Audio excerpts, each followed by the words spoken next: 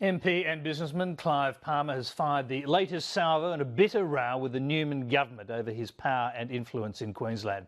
Tonight he's released documents to reject allegations by Queensland's Deputy Premier that he tried to corruptly influence the government. The government's claims have been referred to the Queensland Crime and Misconduct Commission. Jason Om reports.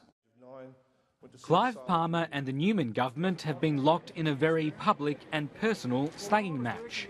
The latest turn involves allegations that Mr Palmer sought advantage over other companies to develop the Galilee coal basin at a meeting with Deputy Premier Jeff Seeney in April 2012. He talked about the support that he'd given us and the fact that he had a lot more money to give in the future.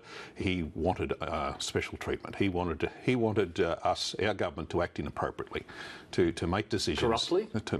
I believe it would have been corrupt, yes. The Queensland government later released documents it says showed Mr Palmer's company, Waratah Coal, offered to drop legal action in exchange for project approvals. Now Clive Palmer has released letters signed by Jeff Seeney and the Premier Campbell Newman. Well, what they prove is, in writing, is that the allegations the Deputy Premier has made are absolutely false and rubbish. Despite the allegations of corruption, the letters show a willingness to deal with Clive Palmer and his company even after the initial meeting. I congratulate you for your efforts to date, which are contributing to the long-held vision of the Galilee Basin becoming a major new resource region.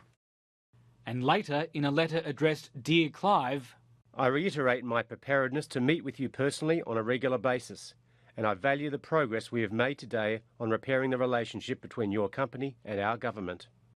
They wouldn't write to me in those sort of terms glowingly about what I've done if anything like what the Deputy Premier said happened. Mr Palmer now plans to sue Jeff Seeney for defamation, in addition to existing legal action against Campbell Newman.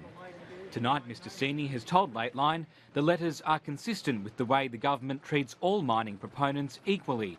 He's reiterated that Mr Palmer wanted special treatment for his donations and has defended referring Mr Palmer to the Crime and Misconduct Commission. Jason Om, Lateline.